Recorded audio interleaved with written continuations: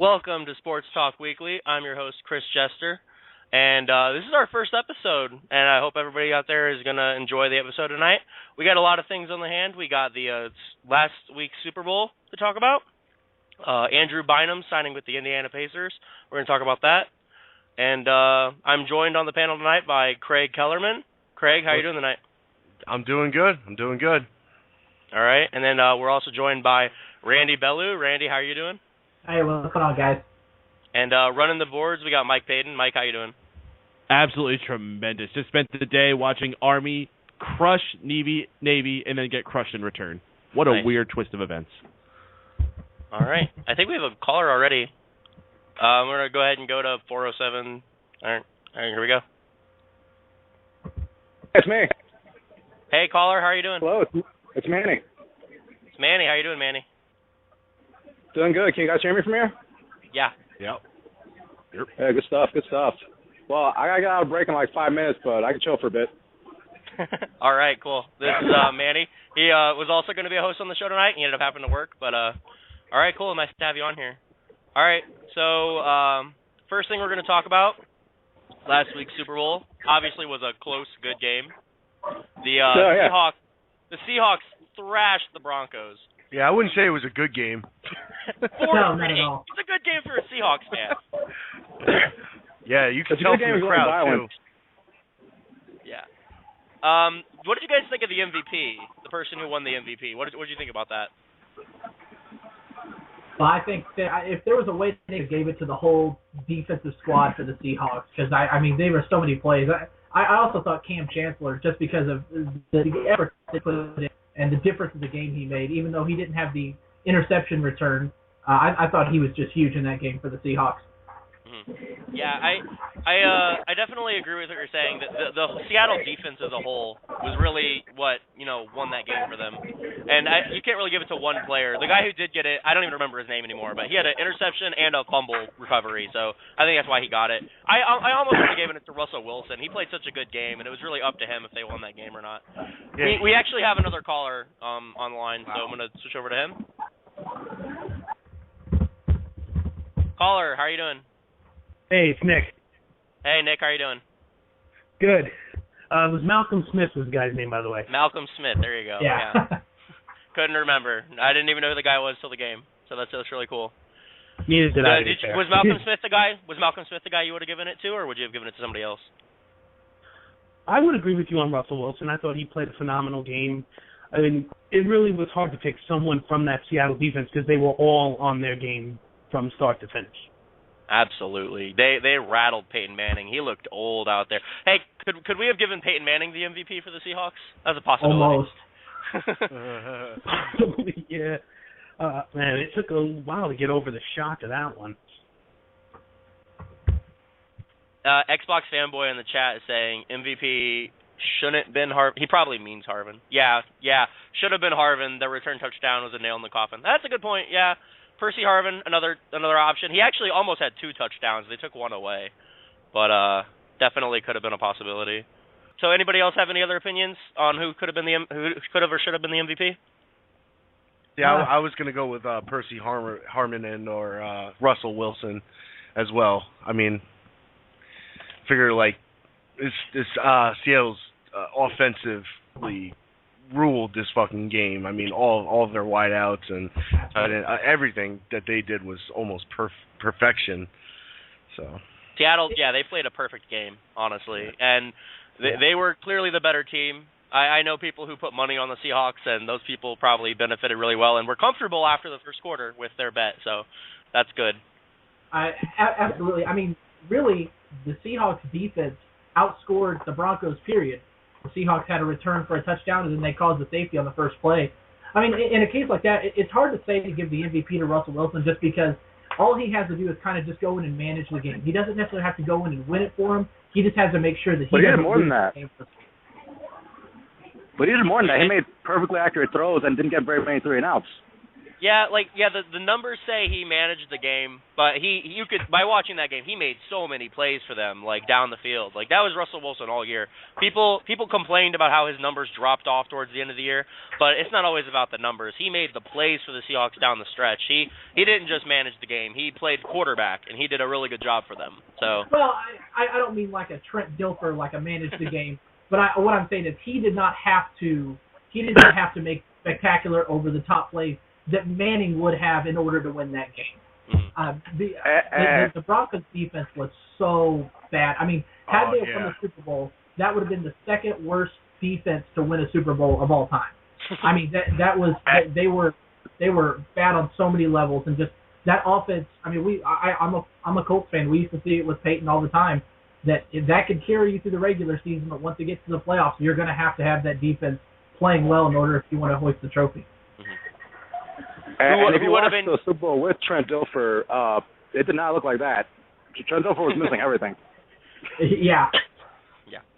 Who would have been your choice as the worst defense to win a Super Bowl? Last year's Ravens, bar none. Yeah. Yeah. Anybody got something else?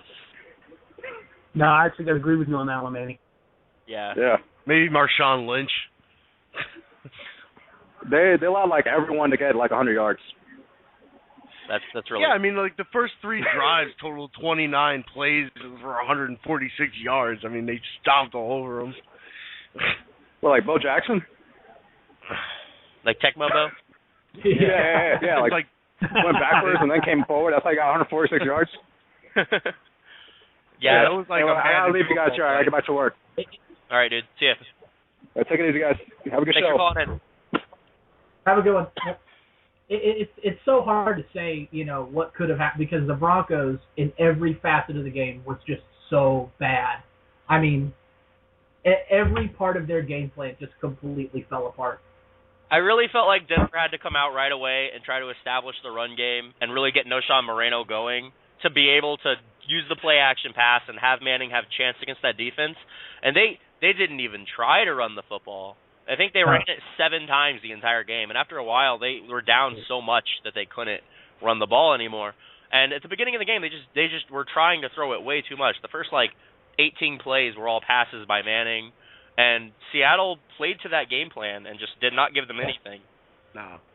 Yeah, once the Seahawks got the lead, they could just sit back because they knew Peyton was going to put it on his shoulders. When that happens, you could just set the defense back, in a dying defense. And just wait and make your plays when the opportunity comes. Because with Peyton, he's always going to force a few throws a game. Mm-hmm. Xbox Fanboy in the chat says that Wilson didn't have great numbers in the regular season, but he also didn't have Sidney Rice or Percy Harvin for most of it. That's a good point. He was playing with Doug Baldwin and Golden Tate as his top receiving options for most of the year. And those guys are decent receivers, honestly. They showed that. So the depth that the Seahawks have at wide receiver it was really evident when those two stepped up. But, I said it all year. I felt that if the 49ers didn't have to deal with Crabtree being out and Aldon Smith having to go to rehab, that they probably would have ended up with home field. And that's really the edge Seattle had. I wasn't necessarily sure Seattle was the best team. San Francisco was a better offensive team just because of their weapons on the outside, Crabtree and Bolden and Vernon Davis. And their defenses are both about even. So I felt like those two teams were evenly matched just because San Francisco had the edge on the receivers. Nobody ever really gave them Seattle enough credit for how good their receivers were to the ones that replaced Rice and Harvin. Yeah, I agree. I think if that NFC Championship game was in San Francisco, I have no doubt the 49ers would have walked away with that game. Mm-hmm. I actually one of the things that's interesting is Golden Tate. His contract is up, and they're likely to release Sidney Rice too. So Seattle might be looking to draft another wide receiver because they can't be sure Harvin can stay healthy. Tate might walk for the big money. They're really going to be left with Baldwin. So I mean, they have to draft a receiver, I think. I thought he was a free agent as well. Is he? Doug Baldwin a free agent as well? No, I do remember, though, hearing Tate say he would take less money to remain with Seattle. I don't know how true that is, but apparently those words came from his mouth. Okay. Yeah. I mean, people get emotional right after the Super Bowl, so it's possible that he just wants to stay with his team. But I mean, who knows? I've seen it in the past where the player wins the Super Bowl, the lower name player like a Golden Tate, and then they chase the money because another team might throw a lot more money at them. Receivers that are going to be on the free agent market though, there's a lot of them. Eric Decker, Jeremy Maclin are both expected to sign with new teams. So there's going to be a lot of options out there for teams who are in need of a wide receiver. Yeah. I think there might be a little bit of a question mark on Maclin because of the injury. I think a lot of people will be wondering, do we really spend this much on a guy who's just coming off that injury, and what Jeremy Maclin are we going to get? Do you think that's a possibility? I don't know if he'll get the big bucks, but I do think that Maclin will be available, and if a winning team wants to sign him for a cheaper contract than they normally would have to see what he's got in the tank, I definitely could see that happening. I can't see Maclin signing for change for a bad team, though. Right. Xbox Fanboy says, like Joe Flacco, a mediocre player that got a huge paycheck off of a Super Bowl win. I wonder who Xbox Fanboy is now. Yeah, that's God. I would almost rather have seen the Patriots go to the Super Bowl instead. Than the Broncos? You think it would have been a good game? Absolutely. And they got curb stomped by Denver, so. Well, you know what though? I feel like Tom Brady would have been a much better position if he was just gotten through their defense. That was the only problem. I think the AFC is so weak in comparison to the NFC the last few years. So no matter who represented the AFC, even if the Broncos probably are the best team in the AFC, they just can't hold up to the first 2-3 teams in the NFC. Richard Sherman said after the Super Bowl that the NFC Championship game was the real Super Bowl and that San Francisco was the second best team in the NFL. And basically took that shot. Quite possibly. I believe that. I believe it too. I actually think the 49ers have the most talented roster in the NFL, the most first rounders, just overall the best roster. I feel like I wish they would have beat Baltimore last year. I just think the San Francisco 49ers are the best overall team as far as group of players in the league. That doesn't mean they had the best season this year. The team that wins the Super Bowl is the team that has the best season. It's not always the team that has the best roster overall. So. Yeah, the playoffs. I mean, obviously that didn't happen this year with the two top seeds. But I mean, normally, like when the Giants won the Super Bowl, you get hot at the right time. But I think that just goes to show the class how high the 49ers and the Seahawks were, how much better they were than everybody else. Yeah, definitely. Those teams built from the ground up. That's the same time too, because I thought Carolina was a good team as well, but San Francisco showed that they were still better. And Kaepernick and crew dominated that game, and even with the home field, Cam Newton just couldn't get going. Carolina's a young team. I think they're going to be around for a bit. They need to get Cam some help at receiver, though. Steve Smith is not getting any younger, and other than that, they have no one to throw to. Cam Newton's a little headstrong too. If you look at it, he's really aggressive on the field, and I feel like he makes some fucked up plays when he. He either throws bombs or he's just a running quarterback, which I think in the NFL, running quarterbacks are the worst thing. Mm-hmm. Well, the last few years, it's been able to adapt more to those guys who can run. The thing is, you have to be more like a Russell Wilson, where you use that running ability as an asset. You don't use it as a security blanket every time. Guy's not open, run. You can't do that. Like RG3. Yeah. You gotta use that as another thing, as a last chance scenario. You've got to scramble when there's nothing else left, or you got to use it to catch the other team off guard, like Kaepernick does. Right. You can't just shit, nothing's open. Don't even give your receivers time to go, and you just run. Sometimes it's better to just run out. Yeah, run a slant until you get to the red zone, and then play with your passing game.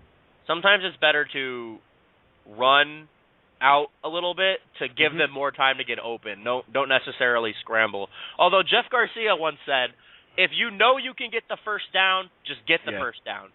You should definitely scramble for first down. If you see the field there, no one's going to tackle you. Just go get the first down and then worry about it later. But you never want to take the chance of, maybe that guy can get open downfield, but then because you maybe throw an interception. So it's better to just always get the first down. I think you have to run enough to make the defense respect it, and that will help you in the passing game. If they sell out for the pass, then you make them pay with the run. But the whole running first option, I think that runs you into situations like an RG3 where It gets you more injury prone. I mean, those hits pile up throughout the year. Yeah. Mm-hmm. There's a lot of benefits, too, to not trying to score right away necessarily. Like, you may be able to scramble out there and get a bomb downfield 75 yards for a touchdown on the first play. But one of the things, like, the 90s Bills struggled with is they scored so fast that their defense would get tired towards the end of the game and they couldn't keep up. Sometimes you need to make drives last a little longer because controlling the clock is how you win in the NFL. And sometimes a good quarterback will just sustain a drive, and even if you only get a field goal out of it in the end when you could have had a touchdown, sometimes it's better to run that clock off. And it really depends on what kind of team you're playing against, too. If you're playing against a Denver Broncos type team that's all offense, you want to control the clock a lot more because you want to be able to give them as few opportunities to score as possible. So it sounds. What? No, go ahead, Chris. Finish and I'll say it. It sounds stupid to say that you should, when you could score as much as possible, why wouldn't you? But honestly, if you're sustaining drives and you know that's your formula to win, then that's what you go with because there is another 11 guys on the other side of the ball that have to play too. So you just got to be logical about it. You look at the Super Bowl as a good example.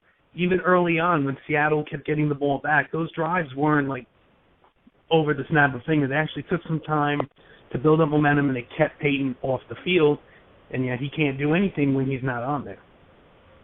That's true. Yeah, I think you're exactly right with that. Watching Peyton on the sideline, they showed him about every 2 plays. They just showed him on the sideline with just, Manning face, just that sad Manning face that he has when he sits on the sideline. And with that helmet on, hoping for that next moment to get back on the field. Too much. Not only that, his plays were like really fucking predictable. Mm-hmm.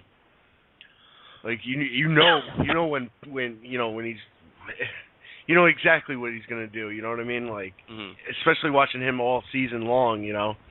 And that's what happened. That's what they studied exactly what he was gonna do, and they just took advantage of it. He was getting frustrated being on the sideline all that time. You could tell, and then he would come out and he would try to rush things and then throw a pick six. Trying to do too much. He did get hit on a couple of those throws, though. That ball that Malcolm Smith took back was in the air for a couple seconds. Well, I think if he had more time, he might not have made that throw.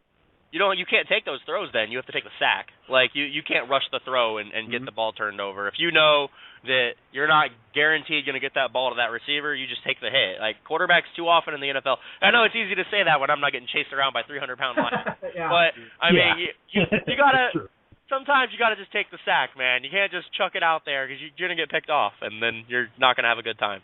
Well, I also felt like Manning – I always felt like Manning was like really trying to get that one play because they were struggling so far behind that he just wanted to make like a 30, 40-yard drive as fast as possible, and he just couldn't pull it off.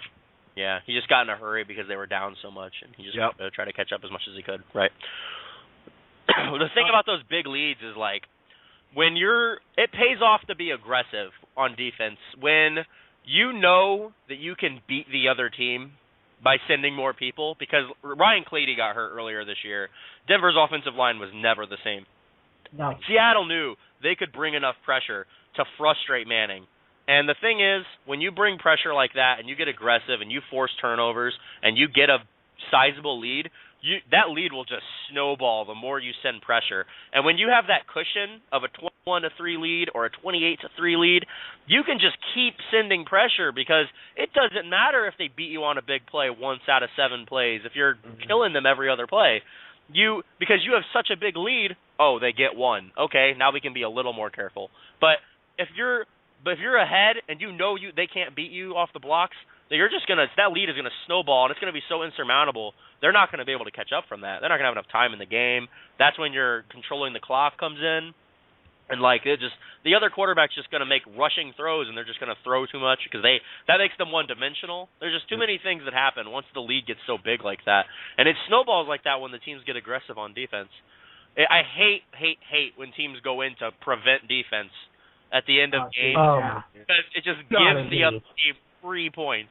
So you did not get the lead that way. Why are you suddenly, now that you have the lead, why play that kind of defense? The only thing it does is stops you from getting a big play downfield. You only need to run the prevent defense if it's 20 seconds or less. Exactly. Why would you run it when there's 2 minutes left in the game? Like, it just makes it too easy. You should continue to be aggressive like you were all game. That's what you have to do to maintain. I think the brilliance of the Seahawks defensive scheme. The Broncos were the best team in the league this year at yards after catch, and all the Seahawks just laid off those short crossing routes. I mean, how many times early in the game did Peyton throw a little 5-yard slant that normally Welker or Decker would turn up and run down the field? That they were immediately, as soon as they caught the pass, boom, they were down. Yep. You get the receiver's heads that way.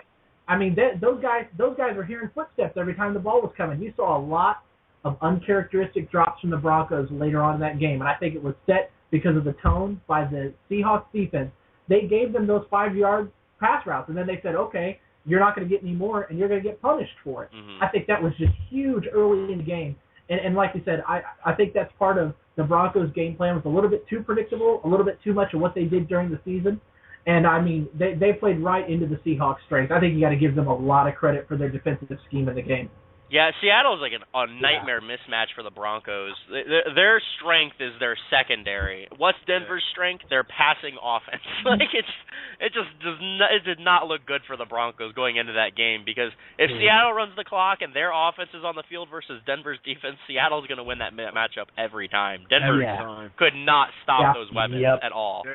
Plus their special teams and defense were just on top of their game like I'd never seen all season. All three facets, Seattle was just better than Denver. And that's how you get a 5-touchdown deficit in the Super Bowl. That's horrible for a Super Bowl, though. If you're not a Broncos or a Seahawks fan, you were pissed. Actually, what's funny is going into the game, I wanted the Broncos to win because I am a big Peyton Manning fan. And they were getting crushed so bad at the point where I knew the Broncos weren't going to come back. And I was like, it was still a shutout. And I was like, I almost want the game to end with the Broncos not scoring any points so that they can shut out a team in the Super Bowl. Because something cool has to happen to make this relevant now. You know, as soon as I saw that safety happen, I knew it. I called it, and I was watching it with my father, and I was like, you know, this game is over. That's it. You know, and I see this all the time in the NFL. Like, something like that really kills morale, and then that'll sway the rest of the game. And that's exactly what happened here. Unless you're Andrew Luck, man, that guy doesn't get rattled. Andrew Luck's great. I was watching the game at home with my dad as well, and he was rooting for Peyton the whole time because it was practically the only player in the game he actually knew, but he wanted Peyton to win that one for the sake of his legacy, and we were all just – and then they're sitting there looking like, okay, that's not Peyton Manning. Even the safety, I'm trying to explain to my dad, no, that's not Manning's fault. That's the center who snapped it prematurely. I wanted to see Wes Welker throw off, too. Yeah. Yeah, I think it would have been cool to see Welker win a Super Bowl with another team. Absolutely. Stick it to New England. But I think like anyone who didn't have a stake in the game, you almost have to root for Manning after the season he had, after the neck surgeries a couple of years ago. Like, that's just a great story. It just, like, really sucks that game ended that way. Because I don't know if people agree with me on this. I don't think that you can blame the playoff losses as much on Manning as people do. People act like he's not one of the best quarterbacks ever because he has a bad record in the playoffs. There are so many reasons in a team game like football as to why a team wouldn't win championships. The fact that the guy has been to the playoffs almost every season of his career. Oh, you could blame this whole game on the offensive line of the. You really could. Oh God, yeah.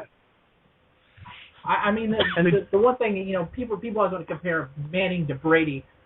Early in the career when Brady was winning his Super Bowl, people forget how good that defense actually was.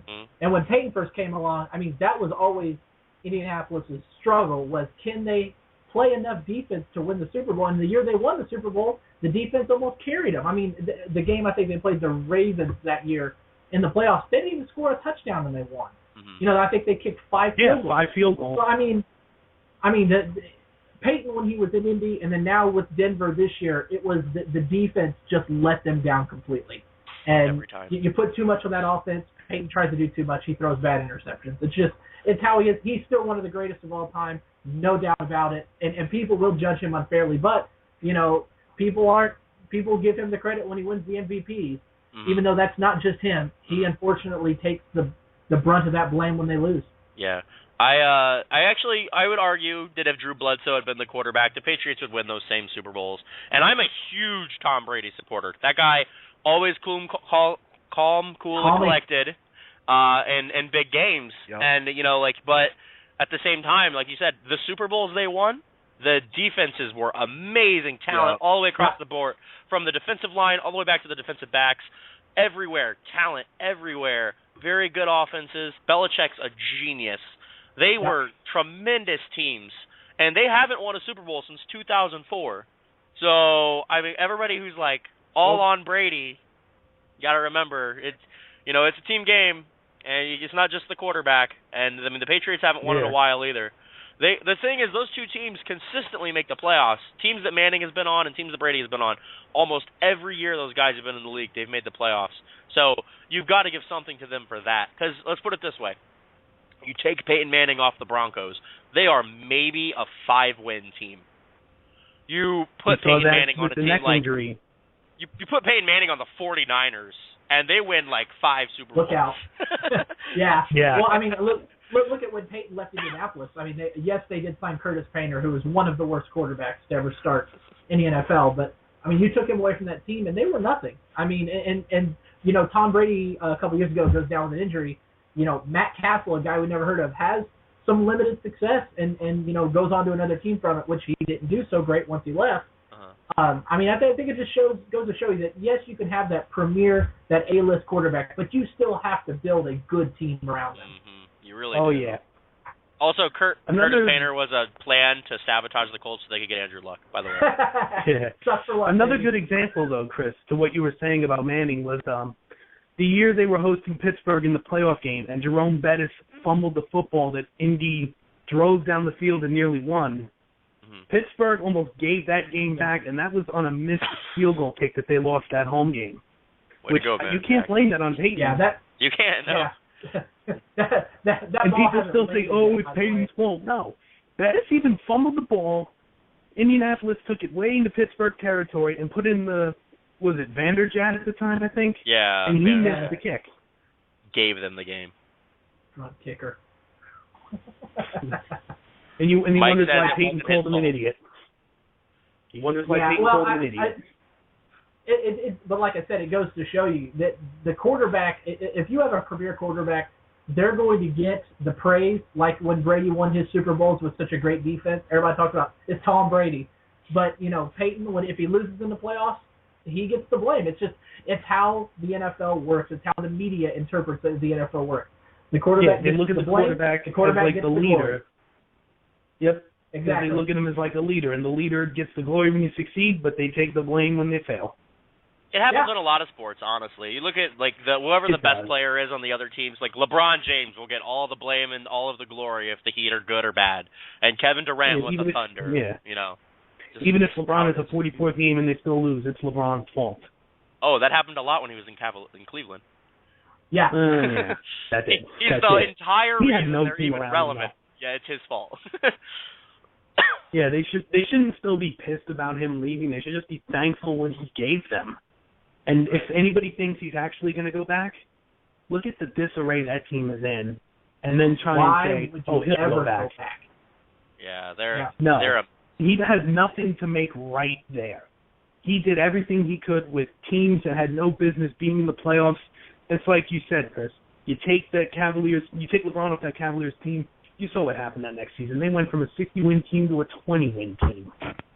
Well, LeBron's never leaving Miami anyway. Let's be realistic. No. He's not. It's not happening. Why the hell would you leave Miami? It's a beautiful place. Why leave a chance to win multiple championships? Doing too bad this season. Tannehill? Yeah, he's right. No, I liked him. He was my fantasy secondary. Dolphins fans have to be thrilled they finally have a quarterback. Yeah. Honestly, Tannehill is a good quarterback. I consider Tannehill a future top 10 quarterback. He isn't yet. I would say some of the drama that happened in the locker room didn't help Miami this season. Foles is pretty good too. What was that, Nick? Well, it's I was top saying 10. Foles is I don't pretty know. good too about Philadelphia, but going back to Miami, I don't think the locker room drama did them any good either with Martin and Incognito. That probably didn't help. That was a big. No. I'm just glad they're getting rid of Michael Vick. The Dang. Bulls? Yeah. Yeah. Where do you guys think Michael Vick will go? I don't know. Be a starting quarterback. I could see him backing up. I mean, he's definitely going somewhere winning because he wants one more shot at a Super Bowl. I don't see him going anywhere who isn't going to be competitive. Specifically, I'm not sure yet. I could see if the Vikings didn't back, he could get there for a year. Honestly. Yeah, too. I think the Vikings are going to improve, especially with this new coach and Mike Zimmer. That was a good pickup for a head coach. Love it. Definitely my favorite coach in the market. Really excited about that. Yeah. Yeah, that's one thing we could. This is a new show, so you guys are new. What is all your NFL teams? I know Randy's a Colts fan. He said that earlier. Craig, what about you? Full disclosure. I'm a big Giants fan. I like the Bears a lot. I love that Jay Cutler and Brandon Marshall team up. I think that it makes some awesome football games. It's funny how Bears went from being all defense, no offense, to being all offense, no defense. Yeah. I mean, that's what cost them this season. I mean, they blew it against the Saints. I don't know. They're an awesome team though, and I really like to see it. They got a good O-line, and I don't know. They're definitely becoming one of my more favorite teams. Mm-hmm. So they're like a team that you're partial to just because you enjoy watching them play. New York's like your hometown team, right? Yeah. Okay. Nick's a Jaguars fan, correct? Yes, still. Somehow. Hey, I think you guys are going to get Jadeveon Clowney, so that's one thing. Which actually also that's a good time to plug that. Tomorrow on the Sports Talk Weekly Facebook page, I will be posting my mock draft version 1.0. Talking all the first round, 1 through 32. So you guys should check that out if you have us on Facebook, Sports Talk Weekly. I think the quarterback is the biggest need, though. I mean, I would actually be thrilled if they got Blake Bortles. Well, I know you would. This was my reasoning. I think Houston is going to go Manziel. I think St. Louis is going to go offensive lineman. At that point, I don't think Jacksonville can avoid the best available player. And this is the reason why. I heard Coach Gus Bradley is infatuated with Derek Carr. And I'm very confident he can get him in the second round with that pick at 35. Because is he better than the last Carr to play in the NFL? After Bortles, Bridgewater, and Manziel go, I don't think anyone is worthy of being a first-round pick. I don't think any of the teams that are quarterback needy, like Minnesota, would take a quarterback over someone like Anthony Barr. So I think you see Derek Carr and AJ McCarron and them slip to the second round. And I definitely think that's what's going to happen. Jacksonville and Minnesota are going to take the two best defensive ends in the draft and then take a quarterback in the second round. Carr to Jacksonville and McCarron to Minnesota. So that's what I mean, I know you would love seeing Bortles, the hometown guy, going to Jacksonville. You gotta love AP. I do love AP.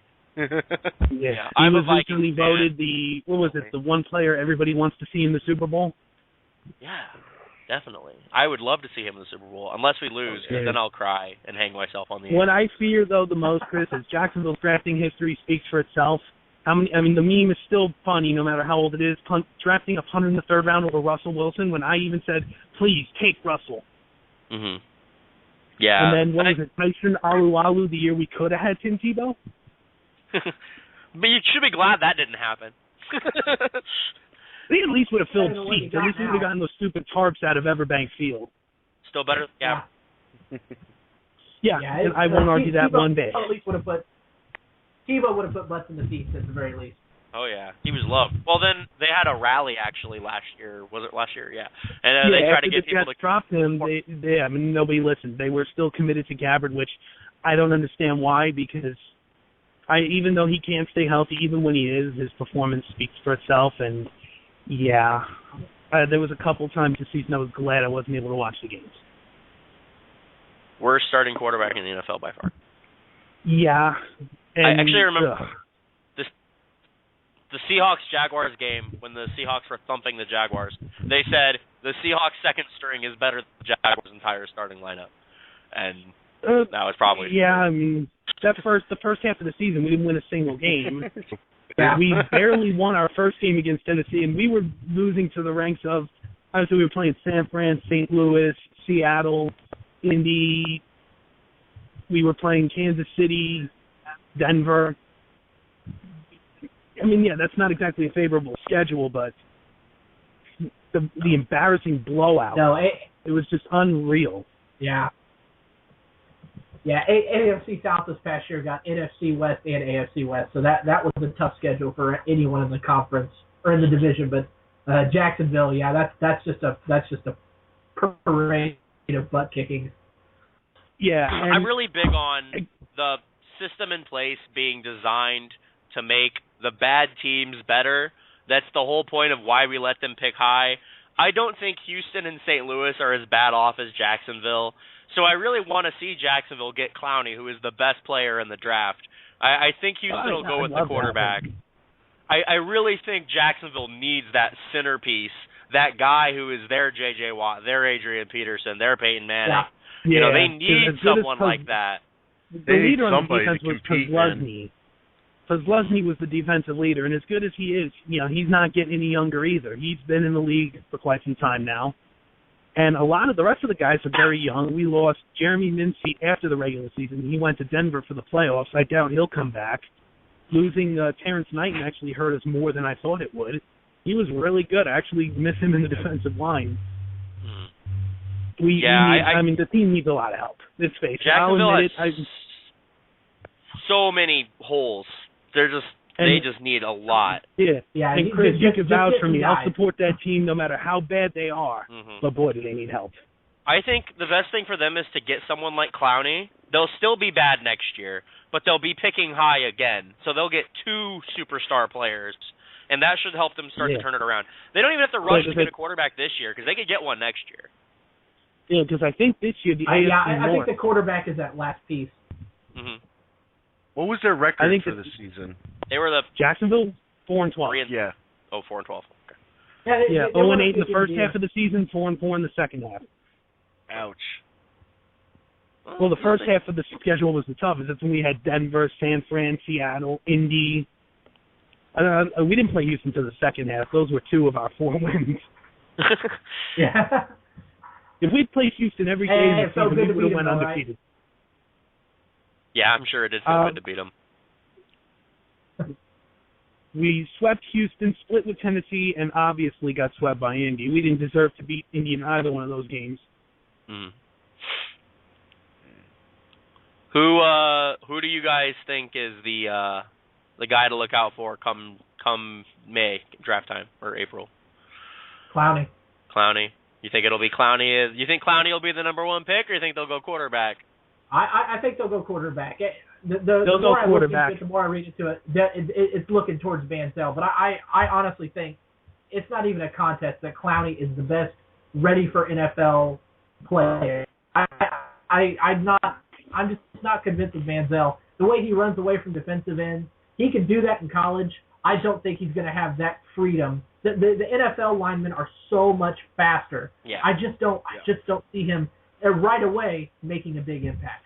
And I wonder if his body can hold up in a 16-game season. It's a lot more football in the NFL, and the guys are stronger and faster, and his frame, and the way he plays, he's going to have to change that. I think he's committed to it.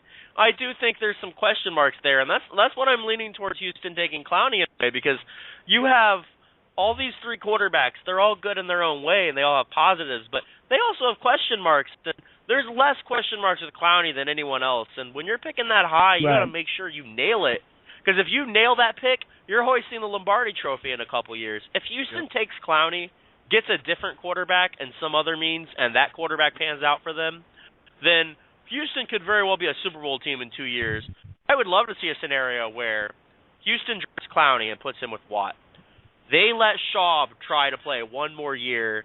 He works his butt off in the offseason.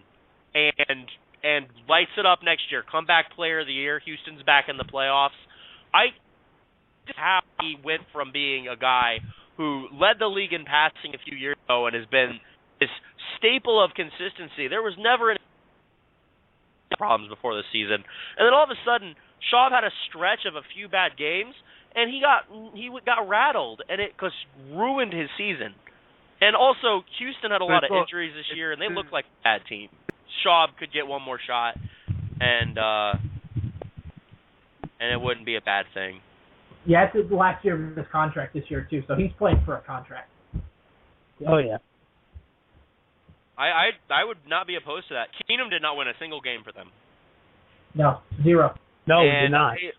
And, I mean, you got to remember a lot of things happened. Arian Foster got hurt. Then Ben Tate got hurt. They lost Cushing again. They lost offensive linemen. Houston just had injuries everywhere. Barry Johnson's not getting any younger. Right.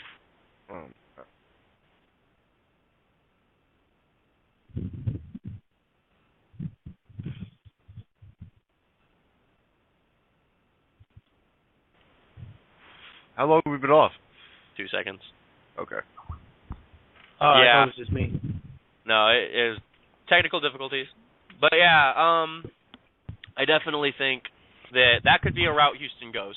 Taking Clowney, letting Schaub have one more shot at it. That would be a great story if he just worked his ass off in the off season, because he has the talent. It's got to be all mental. He was lighting it up before. It's got to be something in his head. If the new coach can straighten that out, there's no reason not to just go forward with Schaub. If they think, the only reason I think they'll draft Manziel is not because I think it's the right move, but because I think that McNair is going to get in O'Brien's head and tell him, we need to sell tickets. Manziel is a hometown guy. That's the guy we need to draft. And you listen to your boys. Right. But Yeah. I don't think Clowney is the play here. I think that you got to. It's all about production. You know what I mean? Like, he's a decent quarterback, but like when it comes down to the line, you know, he throws a lot of games. Schaub? Yeah, absolutely. Yeah. Too many picks. I feel more comfortable with Schaub at quarterback than I do with Manziel. I don't know. Manziel was my favorite player to watch in college. But, Well, man, yeah. College and NFL are like different planets. really are. He could be bust all over him. And you know, it could also be wrong. And in a few years, we could be talking about how great Johnny Manziel is. Johnny Football, best quarterback in the league, making the Pro Bowl. Joe Man, You never know. Joe Montana doesn't have shit on him. Right. I mean, you just got to look at the logic. You got to look at the intangibles. The guy's small. You know, his style of play just screams college. You know, I just don't know. A lot of get over that with some late experience. first round, second round grade on the guy. So And another thing, I don't know if this is going to play too much into it, but the off-season trouble, can he get past that too? Can he get that problem out of the way and just focus on the season? Because this last year, Texas A&M, there's quite a bit of off-season problems, even leading to be suspended for half a game.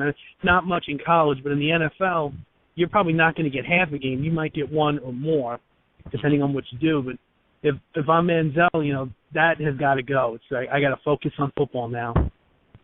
Yeah, it's like, do the owners really want to invest that much money in you if, you know, you're going to screw around and not take it seriously? So, and I don't know. I think if I was in charge with all the decisions, I didn't have McNair in my ear telling me, Manziel. I would say, all right, Schaub, you have one more year on your contract. You are our guy for a while. We're going to stick with you. We're going to put you back in. Because I can see why they try to get a spark out of Keenum, see what they had with him. Schaub was playing just shaky. I don't think he would have been a good choice for the rest of the season last year anyway. And he was another one of those. He was another hometown boy because he played college at Houston. Yeah. So they wanted to see, you know, if he could rally around that too. But like you said, that he just didn't win a didn't single work game. out with Keenum. So Yeah. give Schaub another shot. Draft the best player available. These first overall picks, they don't happen often. You know, I remember when Reggie Bush got drafted by the Texans and was supposed to get drafted by the Texans, and everybody was like, "Oh, you know, they should draft Reggie Bush," and they went with Mario Williams. They knew who the best player was, and they did not listen to the fans screaming Reggie Bush. That worked out really well for them. You know, I think you just ignore the Manziel talk and you just take who you think is the best player. Now, I think you got to bring in Clowney. You let Schaub have a shot. You let the quarterbacks fall to these other quarterback-needy teams. I think the guy with the biggest ceiling is Blake Bortles. I think the guy who's the most NFL ready is Teddy Bridgewater. Now, I've seen a lot of mock draft scenarios where Bridgewater falls to the Vikings, and that's the one I want the most out of the three. I would kill for that because I'm a huge Bridgewater supporter. He's got a huge arm, he's accurate, he's a winner, and he played in a decent conference in comparison to the other guys. So I would love to see Teddy Bridgewater sit over the Vikings, and he's ready now. It wouldn't be a problem as, like, we know he's ready now, so if he's playing like crap right away, we know we just made a mistake and didn't get the right guy. Where with Bortles, if you draft him and he struggles the first year or two, you're like, well, we didn't know he was a project kind of thing. He's got a ceiling, but... Let me ask you, Chris, do you think he should have gone back for senior year at UCF? I think his stock is so high right now, I do not blame him for going out for the draft now. He's going to be a top 5 pick. Yeah, especially after the phenomenal season they had. Yeah, he's never going to have a higher draft stock than he does right now. All the big games come back against Penn State. They have best record, biggest UCF season ever. Absolutely. You think I wanted so badly to be in Glendale on New Year's night. I wanted so badly to be at that stadium too. Oh, man, I bet. That was exciting seeing them win that bowl game. I was pumped for it here. I was rooting for them from Indiana because I'm from Florida. I have friends who go to UCF. Huge I'm a win. I graduated. Yeah, I loved it. It was great seeing them fucking Oh, my God. If the family hadn't been sleeping in the house when I was watching the game, I might have been even louder and jumping around like crazy. Because, I graduated from there, too. I used to go to home games. I actually got to see Russell Wilson play at a UCF home game, and I watched him single-handedly tear our defense apart the same way he tore the Broncos apart in the Super Bowl. The Broncos play like a college team in that game, so that just makes sense. Yeah. But no, like you're saying, that was the best. I don't think we had a better season what do you guys unless we had beaten South Carolina. Had we managed to pull that one out and not give that one away, who knows what would have happened if we actually finished 12-0. That would have been insane. I still think a lower conference team like that's probably not playing for a BCS title, no matter if they're undefeated or not. No way. Not going to happen. We would have needed to play 4 non-conference opponents at the caliber of Penn State and South Carolina. When you have Akron and FIU, it doesn't really balance it out to where, okay, we'll consider UCF for a national title game. I mean, I knew that. And the American Conference, it was decent, but that Louisville game did put us on the map, but even then that wouldn't have been enough. Mm-hmm. That was one hell of a game. Going back to the Super Bowl, does anyone have anything else they want to add? Super Bowl regardless? Maybe a favorite commercial? Anyone have a favorite commercial from the Super Bowl? I did like seeing the Full House Fathers reunite. What? I did like seeing the Full House Fathers reunite. Yeah. There you go. I like that one commercial with John C. Reilly, kind of like narrated it. Uh-huh. And he was talking about how like you're watching the two teams, or like watching the girl you're in love with go to prom. Yeah, that was really funny. Yes. They had the stats on the guy. That was my second favorite. Mike, you said you thought the commercials were kind of weak. Yeah, no, I thought the commercials were pretty weak. Okay. Yeah, I feel like Budweiser had some of the weakest retarded commercials, and usually they have the best commercials, like the Bud Bowl, if you guys remember. Yeah. They didn't have anything. And everybody did buy into the Puppy and the Clydesdale commercial, but overall I don't think that would have been enough to make up for the other ones. Did you guys see the Transformers trailer, though? I did. That was sick. Oh, I cannot wait. I love it. I love the Transformers movies. And I love that they're doing the dinosaurs. That's awesome. Yeah. Yes. Randy, did you have a favorite commercial? I'm a sucker for Seinfeld, so the one with Jerry Seinfeld and George Costanza was great. You get bonus points for me with that because I love Seinfeld. And also the Radio Shack commercial with all the 80s scenes. I congratulate Radio Shack on letting everyone know that they do still exist. And that they can make fun of themselves too. Yeah. Very true. Yeah. I really enjoyed Tim Tebow saving the puppies and talking about having a contract is overrated. That was so fucking funny. That was great. That was Oh my God. Yes. If you can't make fun of yourself, who can you make fun of, right? Oh yeah, that's exactly. That was I forgot about that one. The the most controversial commercial, the Coca-Cola multiple nations commercial. Anybody have any thoughts on that? That was interesting. The whole internet exploding over that afterward. I think it was blown out of proportion. That's just me, though. I mean, my dad is still mad about the Taco Bell commercial from last year being in Spanish. It's like, Dad, you know we're trying to reach global audiences now. The NFL is global. We've got to reach all of them, not just us anymore. You know, I mean, that's one of the things Goodell did. He brought the NFL to now a global audience, so we're going to have to reach out to multiple nations. So I think they were doing exactly what they should have done. That was reach audiences all over, because ever since Roger came in, people all over the world now are watching the NFL and the Super Bowl. I mean, what was it, 111.5 million viewers? That's crazy. That's the highest rate ever, right? That was just in the U.S. 111.5 million just in the U.S. That's insane. Yeah, that's absurd. The NFL is so popular. They make so much stupid money. And people complain that NFL players make so much money. It's like, it's not even a chunk of what the NFL makes. Like, oh, my God. Yeah. That if a business makes money and the employees make money because of that, why does anyone care? Like, it makes me so annoyed people do that. And they're like, well, they just play a sport. But it's like, if Walmart made so much money and decided to pay their employees so much money, would anyone complain? No, they'd be happy. Oh. People at Walmart are making more money. It's like, if the business makes that much money, they can afford to pay their people whatever they want. And football players have to do a lot of fucking other shit. So they kind of deserve that money. Yeah, we only see the games every week and what they show on the news. We don't see the endless hours during the off-season, OTAs, training camp, practices during the week. We don't see any of that on TV, really. Not to mention they got to pay for all their medical bills, travel and stuff, too. Yeah. We see bits and chunks of it. But we don't see a full 2-a-days practice, except on a rare occasion. But I guarantee any of those people who are complaining, you put that kind of money in front of them, you'll never hear them complain again.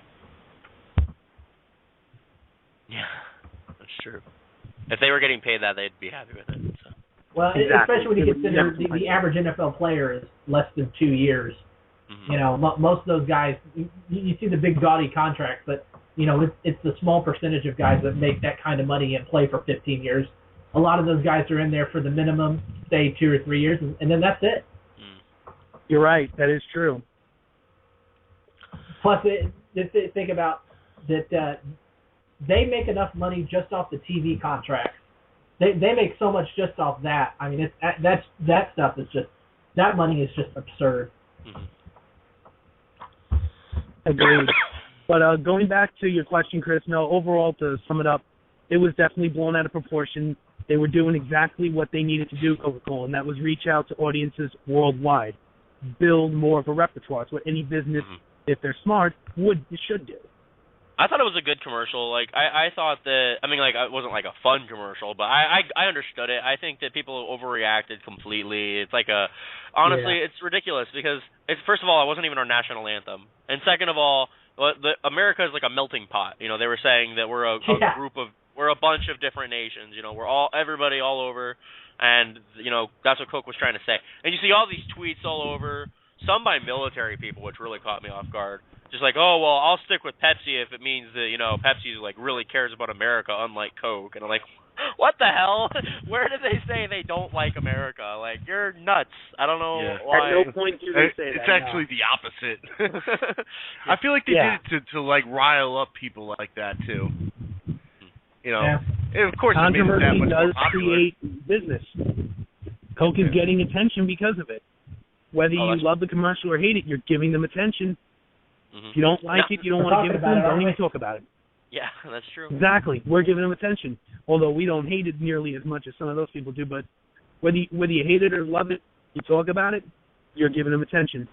If you don't want to give them that, just don't talk about it. Yeah.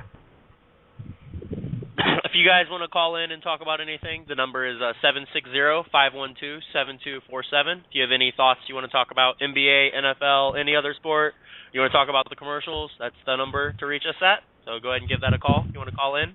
Or you can also join us in the chat. Well, I think we're going to move away from the NFL now. We've talked enough about that. Over an hour about the Super Bowl that was a huge blowout. You know, we have some other things we talked about, but I was a little surprised by that. We're going to move into the NBA. There's some stuff to talk about there. one of the main things we wanted to talk about earlier this week, Andrew Bynum, from the former player for the Los Angeles Lakers, Philadelphia 76ers, and Cleveland Cavaliers, signed with the Indiana Pacers. And I think that is a pretty big move. I think that it's an underrated move.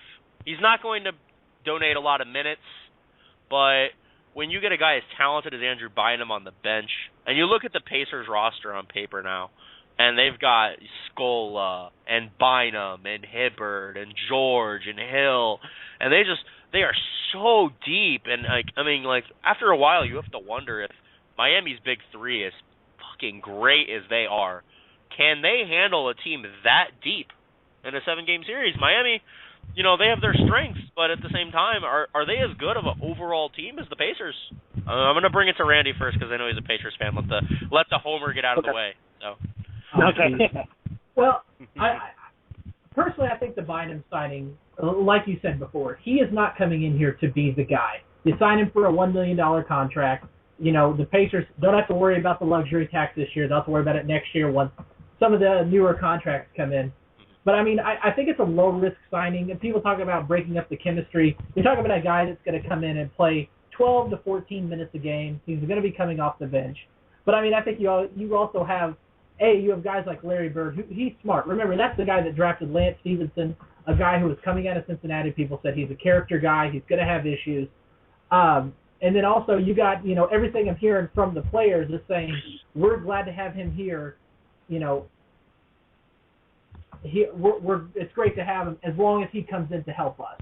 And so far, everything that Bynum is saying is pretty positive. But I think even if he comes in and he doesn't work out, I don't think the Pacers are any worse for wear. But, you look at the second unit now, Andrew Bynum, Luis Scola, Danny Granger, C.J. Watson. That's 4 guys in their second unit that all have played significant time as starters. Mm-hmm. That's a whole second unit that were once starters either for the Pacers previously or for other teams.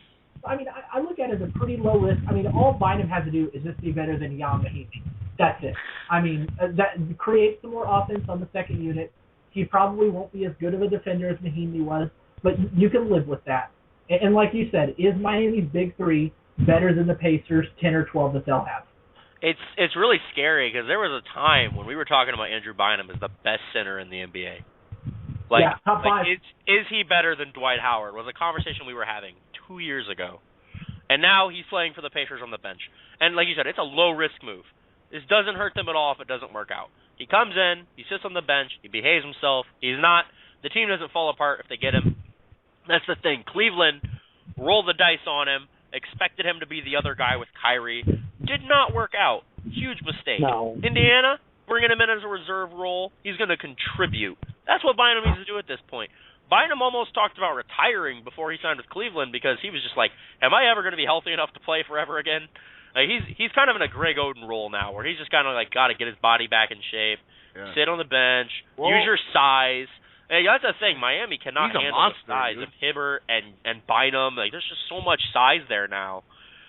They have two of the only 3 real centers in the NBA. So that's just insane. Honestly. And I think that as a reserve, he won't have so much strain on his body too. He won't have to play excess minutes. He won't have that pressure on his shoulder. He'll actually be able to stay a little healthier than he did in Cleveland. Because it's like you said, in Cleveland they rolled dice on him. They expected all this out of him, and he tried to live up. It just wasn't a good situation for him to be in. When healthy and playing at his full potential, Andrew Bynum is probably the best bench player in the NBA. Yeah, no doubt. And he's not. That's the thing with Cleveland. I heard an interview with Mark Bishop from ESPN 850 in Cleveland, and he talked about the management when they got rid of Bynum. They really tried to make Bynum the scapegoat for that season. Look at what Cleveland has done since he's gone. They've signed Luol Deng, and Luol Deng is now going to management reportedly saying there are real fundamental problems with this team. Mm-hmm. And Cleveland is that team is just a disaster altogether. Yeah, I just don't think Andrew Bynum. I just don't think he's meant to be that guy. In both Philadelphia and Cleveland, he was expected to come in. He's going to be, his impact will be immediate. He will be, the second fiddle to Kyrie. When Philadelphia signed him, they expected him to be the guy. That was before they had Michael Carter-Williams. Mm-hmm. So he was the man of their franchise. Mm-hmm. So I think going in, I think, first of all, this is Andrew Bynum's best chance to get back in the NBA. I think if this doesn't work with the Pacers, he's done. Mm-hmm. This is his best situation to make an impact. I mean, the thing with the Lakers didn't work out. He didn't like him and Kobe had a falling out, and if you have a falling out with Kobe, you're not a Laker anymore. So I mean, I think in Cleveland he was too hurt, and then he goes to Cleveland. Cleveland is a disaster right now. Now, they fired their general manager, and there's talks of, how long will Mike Brown be around. Mike Brown might be the first coach to unsuccessfully go a full season with 2 teams 2 years in a row. I mean, that's unreal, but it's a possibility because Cleveland already losing LeBron now has a risk of losing Kyrie Irving, and they have nothing if they lose Kyrie Irving. Yeah. No, I actually don't exactly. think also that I don't blame Mike Brown at all. I think that he's a good coach. The Lakers got impatient because they're the Lakers, and Cleveland's a mess. You can't blame Mike Brown for Cleveland being a mess. Yeah. So No. Mike Brown's a good coach. He did a The good fact of job the in matter is, Cleveland. Yeah, they got to the playoffs, but they had nobody around LeBron. It wasn't Mike Brown's fault. He was a scapegoat there, too, even in his first run. They just had nobody, and I would say maybe Mo Williams was their second-best player, but that's it. And they can't do it all by themselves. Mo Williams should never be your second best player. Mo Williams is a good player. He's really good in Portland as the backup point guard, but But like you said, he should never be the second-best player. And in that Cleveland team, he was the second-best player behind LeBron. That says it all. If he's like your 4th best player, maybe you're okay. But he should never be your second-best player. When you're talking about Mo Williams and Delonte West as your guys along with LeBron, things are not going to end well. And I wasn't saying before to blame it on Mike Brown. I think Mike Brown's a good coach. Mm-hmm. I think Dan Gilbert and the GM that they just brought out, his name's escaping me, but I think they have done an awful job of building a team. One thing I do like is that they did get Luol Deng. I think they can not necessarily build an organization around him, but I think a veteran player like Deng, who knows how to play in a good team system like he did in Chicago. The Bulls have always been excellent like that. I think somewhat similar to what Atlanta did with Kyle Korver. Last year they blew up the team. Management brought in Kyle Korver, a guy who played with the Bulls, a guy who knows how to play on a good, a well-built team. And they asked him, who do you like? And now you see Atlanta, even without Al Horford right now, I mean, they're, I believe, the 3rd best team in the East right now. It's actually Toronto right now. Oh, okay. Yeah, Toronto did jump ahead. Way to go. But it's, Nice. 3 through 9 is going to switch so much in the next 2 weeks because it's just so close. Yeah, I mean, right now the Wizards are your 5th seed, and they've been a surprise, but they've been up and down too. They've been at 500, below 500. They finally break 500, and now they've fallen back below 500 by a game. The East, from basically 3 on, is just ugh. And I think basically that's going to be practice rounds for Indiana and Miami. They're going to meet in the Eastern Finals again. Anyone who's 3 through 8 in the East is going to be pissed because they're like, we could be a lottery team, and like we're not. We're playing for playoffs for some reason. And then we're going to be sacrificed to Miami and Indiana. And if I could say, Randy, you hear me? Yeah, I got you. Randy, this is coming from a Knicks fan. I would actually put my money on Indiana right now. I'd be afraid to face them in the playoffs. And this is coming from a Knicks fan. That team is so stacked. I wouldn't be surprised if we see them in the NBA Finals this year. I really wouldn't. I actually, before the season, I projected Pacers Thunder in the finals, and that looks really good right now. So. Your predictions always look good, Chris, and this one's no different. Yeah, the Pacers are definitely on route. Chris, I should take you to Vegas with me. I might do that for you. Split the money. This is the Pacers' best chance, no doubt. Yeah, they're so loaded now, especially with Biden. I think and if you get the home court advantage, if you have to go to a Game 7 in Indiana, I would put my money on Indiana over Miami any day. The thing is, the Heat aren't getting any younger. Wade is not the same Wade he's been in the past. Like he continues to challenge. He continues to challenge the time and everything, but he'll bust out a 30-point game because he's Dwayne Wade. But he can't maintain that. I think Miami's biggest ace in the hole is they have Chris Bosh to bring Bynum or Hibbert or whoever out to the floor. But otherwise, overall, if Indiana plays the right game plan, they'll just pound Miami inside. I don't think Miami can handle that. Bosh is too small to handle that, and Miami's center, whoever it is, just decides to Birdman, I think, comes in too. Birdman, yeah. I don't think Birdman can handle Hibbert and Bynum if they're playing. No. No.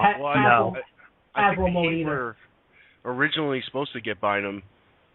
And they got outbid by the Pacers. Yep. They denied reports that they were interested in him, but I mean, you can never tell. That happens all exactly. the time. They always say that to get the attention off them. Yeah. They say that all the time because they don't want the attention. They don't want to be a part of the lottery. But secretly, I'm sure they made him an offer, and Indiana just said, "We can top that. Here's a better one. Come play for us." They were like, "All right." Going back to the Dane and Cleveland thing, I would honestly bet money that Luol Deng does not re-sign with the Cavaliers, by the way. No way. He got thrown there from Chicago. I wanted to say that to build it around Deng, you got to get him to stay first. And just look at the situation in Cleveland. You're not going to get Luol Deng to stay. I'd be surprised, in all honesty, if they kept Kyrie Irving when he becomes a free agent. Oh my God. That becomes task one. You have to keep Irving. I mean, there's no other option. If you have to pay him max money, you got to keep him. If Irving leaves the Cavaliers, that crushes that fan base forever. They can never trust Cleveland again. If LeBron and Kyrie, you got lucky. You'll start seeing crowds. You'll start seeing crowds like at the Jacksonville Jaguar games at the Cleveland Cavalier games. Yeah, and that brand new arena too. That would be such a shame. Yeah. Yeah. They can't lose Kyrie. There's no way. The guy they drafted this year, too, awful. Anthony Bennett. Oh, God. Yeah. It took him, 6 games to score his first points of the season? Yeah, I think he's averaging 1.2 points a game right now. It's 3. It's 3. It's 6 games to score your first NBA basket. Ugh. Not to say I would be any better, but still, 6 games, I mean, that's why I'm not a professional basketball player.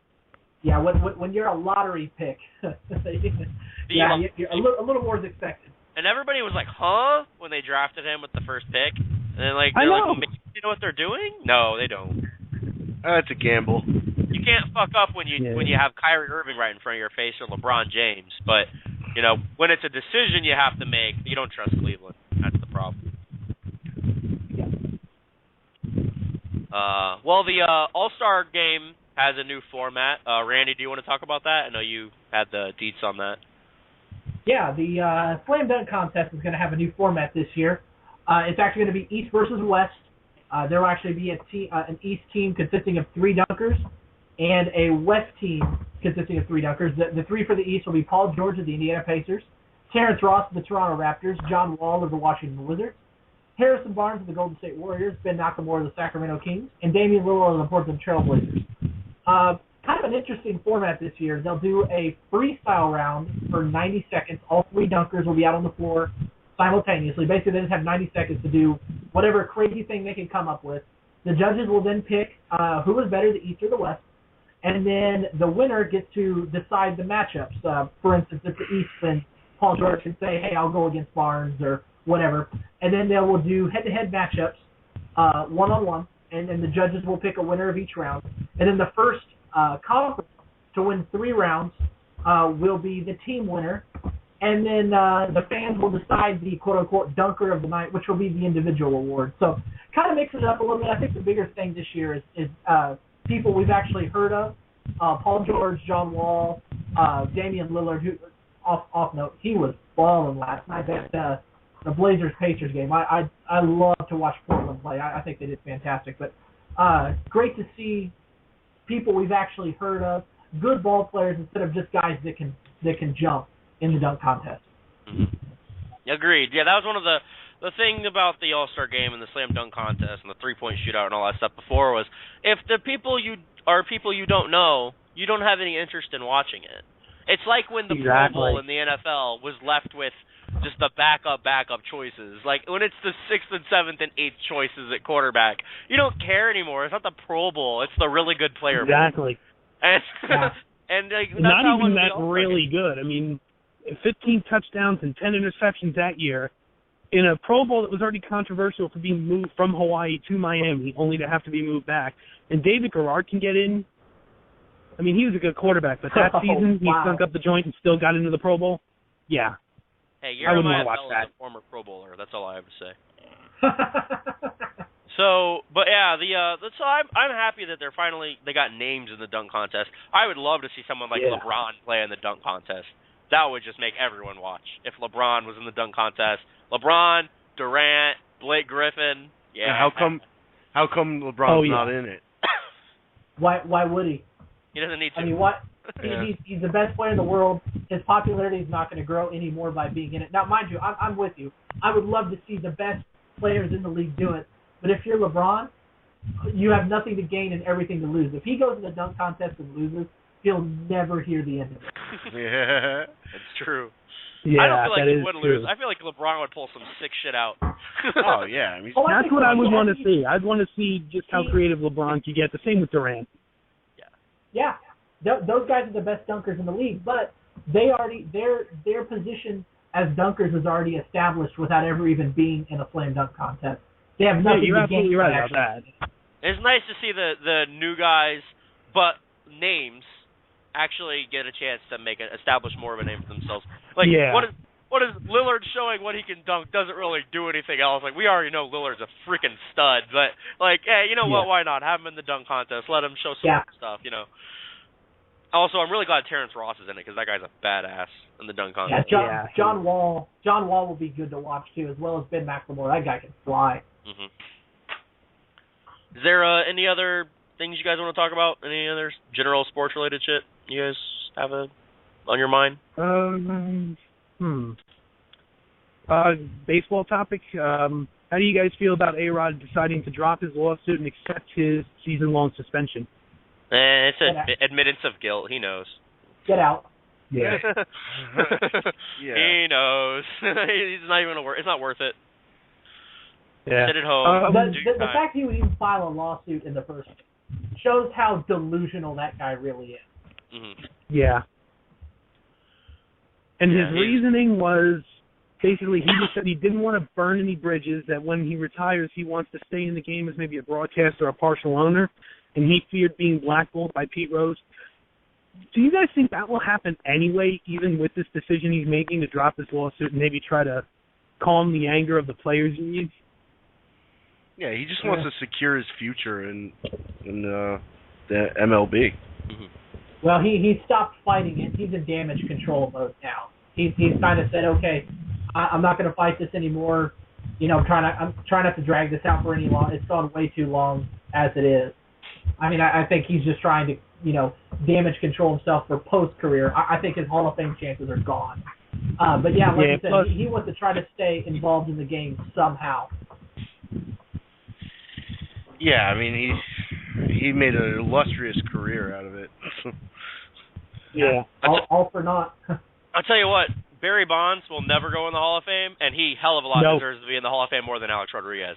So, that tells you right there. Like, as much of a shame as it is that Barry will never be in the Hall of Fame, because, well, he did juice, and we all know it, that guy was still a good enough baseball player to be in the Hall of Fame without that.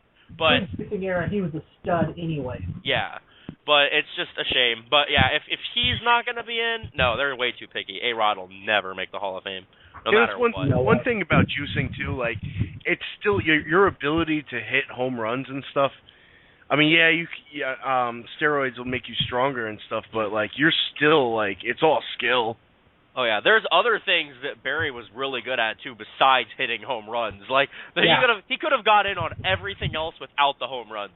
If you give him everything else that he did, he still makes the Hall of Fame.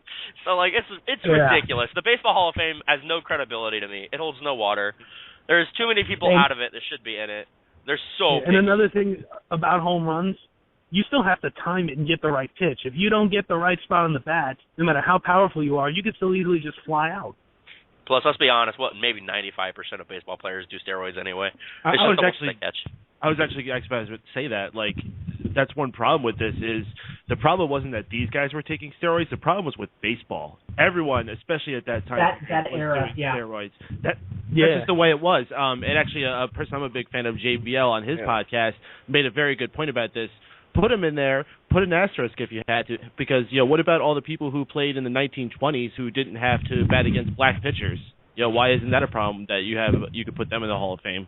Mm-hmm. Yeah. So you got to just say that's a sign of the times. Whatever. These were the best players of the time, and they deserve to be recognized for it. Absolutely.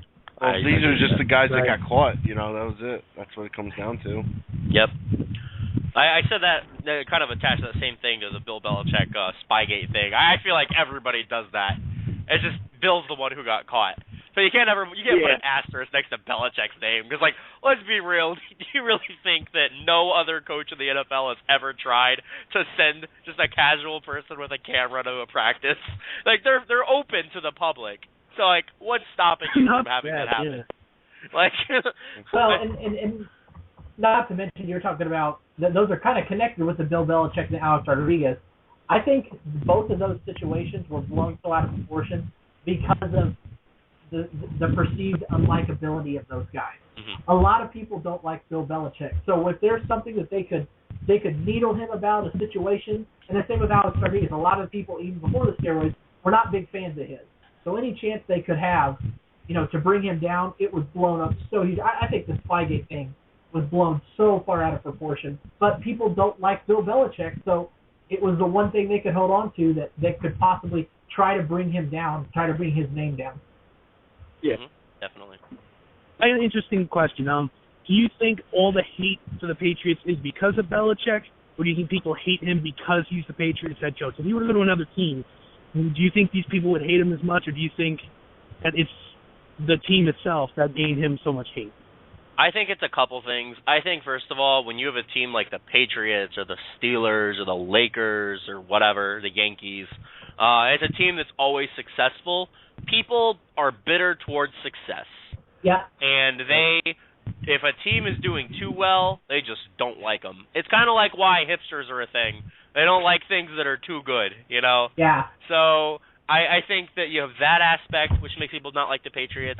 And then Brady and Belichick have these personalities. Together, people just don't like them. Brady, he seems like he has an ego, and I feel like he's a guy that if you were around him for a bit, you probably wouldn't think he has an ego. But, nah. He just, in an interview and stuff, he may come off like he has an ego, and he's got the pretty boy GQ thing, married to a model going on. And then Belichick, just like a sourpuss. He just looks like a sourpuss. So, Belichick is overstated. He hates the media, and it's specifically that way towards the media because he can't stand them. Mm-hmm. Did you guys see that Belichick interview after Cam Newton and Carolina destroyed them? He looked like he was about to cry. That's the kind of guy he is, He was just. He was probably throwing shit. The Wes Welker Aqib Talib incident in the AFC Championship game, did that look as bad for him to say? That was disgusting. I think he was bitter about Welker leaving. What do you guys think? Maybe. Yeah, probably, honestly. Well, not only was it Welker leaving, it was the verbal barbs that he sent on the way out. I think was kind of kind of an insult to injury there. By the way, two things on that. First of all, if Talib didn't get hurt, the Patriots would have won. Secondly, I think Welker's numbers were kind of inflated this year. I don't know if Welker is better than Decker. You mean like his helmet? Ooh, I don't know, man. I think Welker's. I think at this point he's a little older now, and they just kind of use him on little routes, and he'll break for the first down. But I don't fear Wes Welker if I'm a defensive back. I fear Thomas. I probably fear Decker. I don't know. I would definitely fear Decker. I fear Thomas the most of the three. That's why Sherman was locked on him all game. Demaryius Thomas drafted. He couldn't get an inch. Jesus. I think if you're a wide receiver for Peyton Manning, I think your numbers are inflated already. I mean, true. Brandon Stokely, had such great numbers with the Colts. He then goes to, I think it was Cincinnati, and I think he went straight to Denver, and it wasn't as good, obviously, because he just a great quarterback can throw you open. Yeah. So I think any wide receiver that plays under a guy like Breeze or Manning or Brady, I think your numbers are going to look good regardless. I mean, if those guys are throwing for 5,000 yards a season, somebody's got to catch those balls. Yeah. All right. If nobody else has anything else you want to talk about, go get some plugs out of the way. Mike, do you want to start? Absolutely. First off, I want to congratulate the crew here for from Sports Talk Wheelie. This was an excellent first episode here on Mega Powers Radio. Y'all have a lot to be proud about. Everyone listening, please stay tuned every Saturday night here on Mega Powers Radio. As well, the show will be available in many other ways, including you'll be able to soon subscribe to it on iTunes and Stitcher Radio. So if you have a personal device that you would like to subscribe to it on, an iPod or an Android phone, whichever you use, you'll be able to get it there. Also on the official Mega Powers Radio YouTube channel, youtube.com/Mega Powers Radio. And there's going to be many more to come as the show progresses. Sports Talk Weekly is going to be hitting you hard, so sports fans, stay tuned. We have two big events happening for Mega Powers Radio in addition to the launch of this show, so big things popping, little things stopping for Mega Powers Radio. First off, this Thursday on Geek Speak, we are going to be having a very special guest, C.G. Thornton, a.k.a. Star Slayer, a pro gamer / reality television star. You may have seen her on shows like WCG Ultimate Gamer, Sony's The Tester, Robot Combat League. She's also won many Guitar Hero and Street Fighter gaming tournaments. Really awesome girl, really beautiful. It's going to be awesome having her on. If you're not there, you're going to be missing out because this is going to be one of the biggest guests we ever had on the station. It's going to be lots of fun. And also, next Saturday, unfortunately, it's going to be going in a little bit of contention with this show here, but really got to plug this.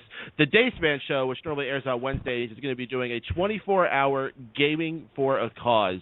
They're going to be raising money for St. Jude's Children's Hospital by doing a 24-hour gaming marathon, playing all different things. They're going to be doing retro games. They're going to be doing sports games. They're going to be doing shooting games. They have a whole schedule. They're going to be giving out awards, and most importantly, they're going to be raising money for charity. As I said, St. Jude's Children's Hospital. There's going to be lots of information for that if you go to fanboysanonymous.com. Just search for anything with the Daceman Show, and there'll be lots of info on how to sign up. So thank you, everyone, for listening. Chris, back to you. All right. Craig, do you want to go next? Yeah, again, like what Mike said, I'm also co-host on Geek Speak, and we got a phenomenal episode lined up for Thursday, so definitely check that out. We're live, of course, 8 p.m. Eastern, and if you want to get in contact with me, you can find me on Facebook or Twitter, Craig Kells at twitter.com, and back to you, Chris. All right, Randy, you're up next. If you have anything you want to plug, Facebook, Twitter, anything like that. No, I'm thinking good tonight. Okay. And then for me, if you want to follow the page, the Facebook page, the Twitter, Facebook page is facebook.com/sportstalkweekly. The Twitter is Sport Talk Weekly. There's no S. It's just SPORT. That's the limit of letters they give you on Twitter. So Sport Talk Weekly at that is the Twitter, and facebook.com/sportstalkweekly is the Facebook page. And my personal Twitter is @thatjesterkid if you want to follow me on Twitter. I don't tweet that much, but I mean, every now and then I'll think of something clever at work and I'll just do it on my phone real quick. So, if you want to do that, that's also an option. Thank you guys for watching. Tune in again next week at 9 o'clock Eastern Time on Saturday. And I think that's it. Thank you guys for watching, and hope to see you again.